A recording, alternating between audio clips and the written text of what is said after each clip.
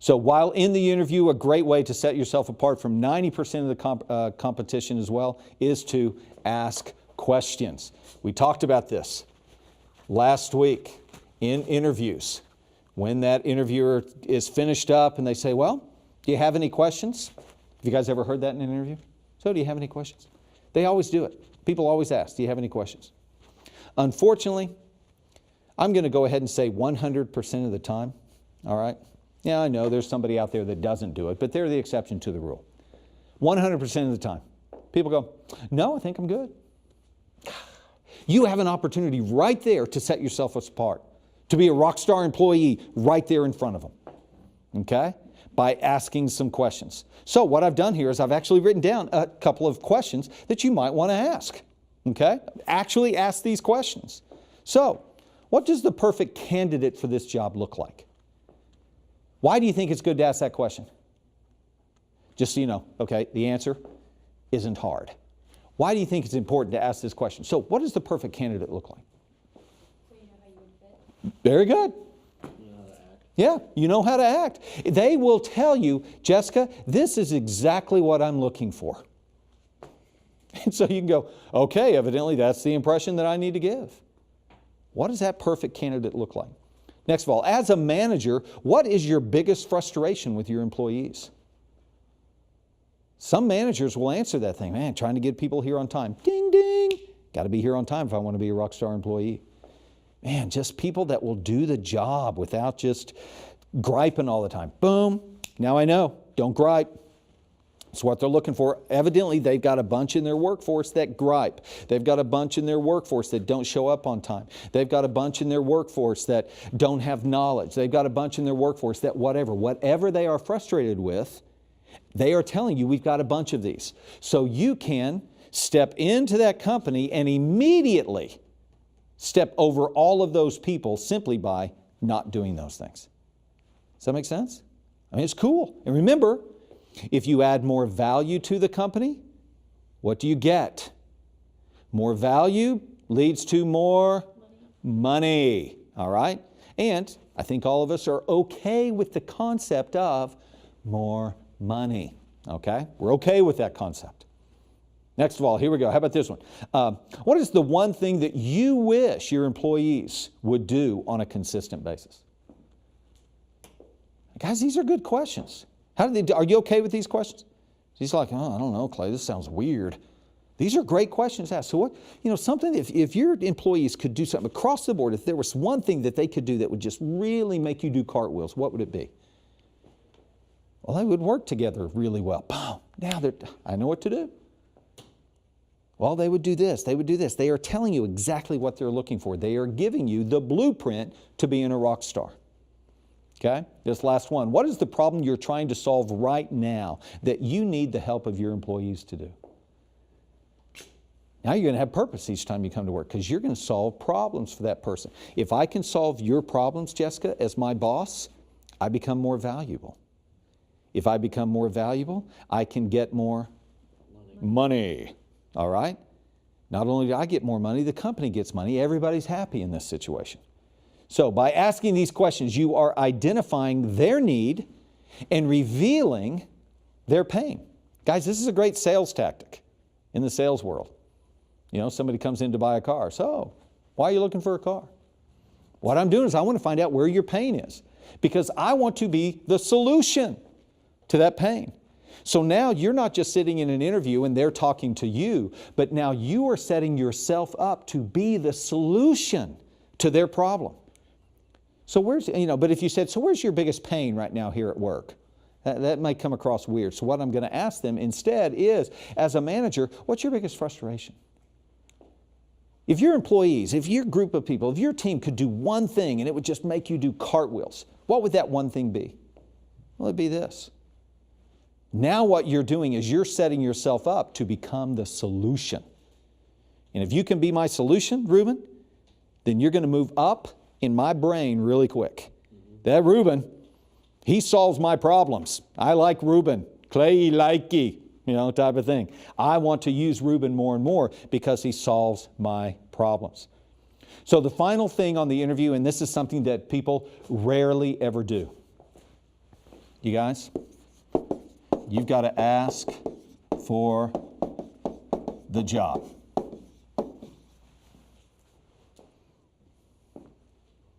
Nobody does that.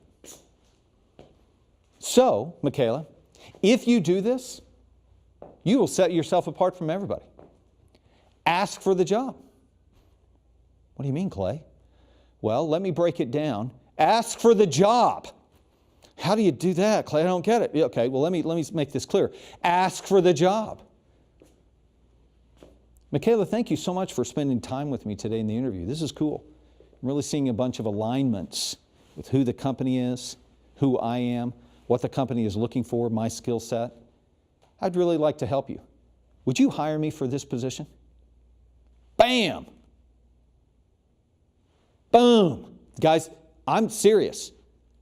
I've seen this happen, where an interviewer will look across the table and they will go, yes, I will. And you are hired right there. I've seen it happen over and over and over again, simply because the person asked. Have you ever been in that place before where you go to the interview? So, Ruben, thanks for coming in. Appreciate it. All right. Do you have any questions? Ruben doesn't have any questions. All right, good deal. Well, we'll get in touch. And have you ever been in that situation where you leave the interview and somebody asks you, so, what's the word? They're going to get back with me. And you wait. And you wait. Anybody been there before? And you wait. And you wait. And you wait. And you wait. I've been in that place before. When? What percentage of people make the decision in the first 90 seconds? 33%. Nice job. 33% make the decision in the first 90 seconds. So if they've already made a decision, let me go ahead and ask. Another way to say this is, so Jessica, how soon are you wanting to fill this position? You know, you've just asked them about their pain, things that are frustrating, things that they're looking for, things that they really need to get fixed in the company. How soon do you want to get those fixed? Man, as soon as possible. Well, I'll let you know. If you hire me today, I'll be here tomorrow morning. We'll get this thing fixed. Do you want to hire me for the job? The interview, I promise, each of these questions will take the interview. They'll be going, oh my gosh, you will stand out from everybody else. Ask for the job. Every time, ask for the job. Okay? I want to encourage you to do that because no one does it. The number one most common mistake at a job interview is that people don't ask for the job. They think the interview's over, so they get up and walk out. Now, the person might say, well, we've got several more people to look at, but we'll be in touch with you. Okay, but you got to ask. You got to ask because they may just hire you right there on the spot, which is a great way to go. So, now finally, as we come to the next step, which is after the interview, as we wrap up here, after the interview, you need to be sure to follow up. So I have a handful of things here that we want to do on a follow-up. We want to get in touch with them in the business world. Everybody say the word email. Okay, let's try that again. Everybody say the word email. Okay, good. Now, in student world, emails, we don't necessarily do that. We do Facebook, we do Instagram, we're doing texting and all that kind of stuff. But in the business world, emails are king. So if you want to communicate with somebody in the business world, in the marketplace, email is going to be a good way to go. Yes, there are exceptions, but they're few. Email is going to be a great way to go. So what we want to do is we want to send an email to the person that interviewed us within the first 3 hours of that interview. Thank you very much. Sure appreciate your time. I look forward to meeting you in the future. Get that email to them. Nobody else is doing this, okay? Everybody else is just going back watching daytime TV, waiting for a phone call, all right? But you're sending an email. Number 2, send a thank you card within 24 hours, okay? Thank you so much, Julie, for spending time with me in the interview. I sure appreciate it. Next of all, if you know another employee at the company, talk to that employee at the company. Hey, I just got through having an interview at your company. Man, it sure would be great if you could put in a good word for me. Now that person is going and talking about you, and it's an inside person. That's a good thing, okay? Also, if you know a person that has influence, they don't work at that company, but it's a person outside the company that has influence in the company, okay? Could be one of your parents' friends, could be one of your teachers, could be one of your coaches, could be one of your teacher's friends or something like that. But you're looking for that door opener for you. You're going to contact that person and ask them to make a phone call on your behalf. to open that door. The key thing is be proactive. Don't just go home and wait. This is one thing that is so frustrating. I've dealt with this over and over and over with young workers coming out of student mindset and entering into the marketplace mindset, into the workplace mindset. And what they do is they'll go look for a job, they'll go interview at one job, and then they will go home and wait for that one job to get in touch with them. As opposed to, no, you need to like have 15 jobs that you've interviewed for. And you're sitting and waiting on 15 while you're going out and getting the next 15. Okay? Got to be proactive with this thing. Which brings me to the final point, which is references. All right? This is something I do quite a bit in my company. I am always seeking out references, testimonies for my company, the value of my company brings to other people. Have you guys ever been to the point where you've asked someone to write a reference for you? Have you done that? Okay, you guys have probably done that. Have you been in this place before where you've called somebody, maybe a teacher or someone like that, you do a reference for me? Sure, yeah, I'd be glad to. Okay, thank you. And you hang up the phone and now you're waiting and you're waiting and you're waiting for them to get a reference to you. Have you guys been there before? And now it's kind of awkward. Do I call them back and say, hey, get your butt in gear and give me a reference? I mean, you just don't know if you should do that or not.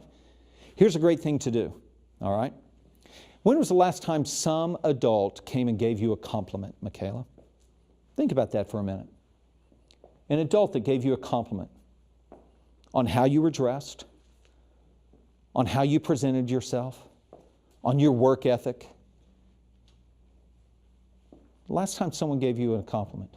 Here's something I want you to try to do. All right? Say this. Can I quote you on that? Boom.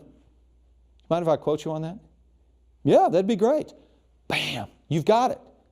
You go over here, grab your phone, write in what they said. Now you have a written testimony on your behalf.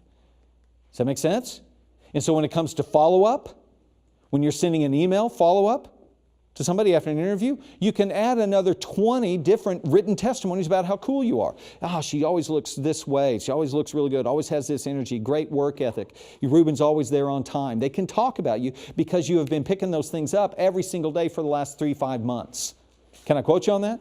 Ruben, man, you just handled it tonight. Fantastic. Good job at work. Hey, Doug, can I quote you on that? Sure. Doug Mincho, owner of Gaetano's Pizza. Ruben, you rocked it tonight. Is that a good reference? That's a good reference. But if you later on the next day call Doug and say, Doug, would you write a reference for me? Is he going to say, man, Ruben, you rocked it, and get it right back to you? Probably not. It's probably going to come up with some different language or something like that. But man, those are good things to have. So this is a great way for you to gather testimonies. From time to time, if you know the person well, I even want to encourage you to get a video. Just a short little 30-second video of somebody talking about why a company should hire you. Again, I do this with my company all the time, video testimonies after I do a speaking event or when I'm working with one of my clients and they go, oh my gosh, it's just changed our life. That's fantastic. Can I quote you on that? Yeah, man, that'd be great. And I write that thing down. Or I say, could I just get you on video saying that really quick? Sure. Again, it's somebody that I know that would feel comfortable doing that. And I just, okay, ready, go. You know, and the people say, man, if you're thinking about hiring Clay, you need to do this and this because he's done this for me and it's been awesome. Bam! They always finish with a boom or something like that because I say that a lot. And so now I've got a video because in today's world, written testimonies are awesome. Video testimonies, awesomer. Okay? And again, now you have more stuff to put into your follow-up system when you're getting together with people for a potential job, for a potential scholarship, for a potential position somewhere. Does that make sense? Okay? So, what we need to do now at the very end is come up with what are our action steps. Now, I know Ruben's over here going, well, Clay, I didn't do any of these things and I still got the job at Gaetano's. Okay? I just did what everybody else did. Exactly. You did what everybody else did. If you really want to set yourself apart, begin to do these things that we've talked about. It will just set you heads and shoulders above everybody else. On the very last page here, page 30, I've got a little infogram where you can take a look at several of these statistics that I used, okay, when it comes to interviewing and looking for a position. So Thank you guys so much. Again, in this session, we're talking about, in winning in the workplace, how to come across in an interview like a rock star. Looking forward to getting together with you in our next session. Bye-bye.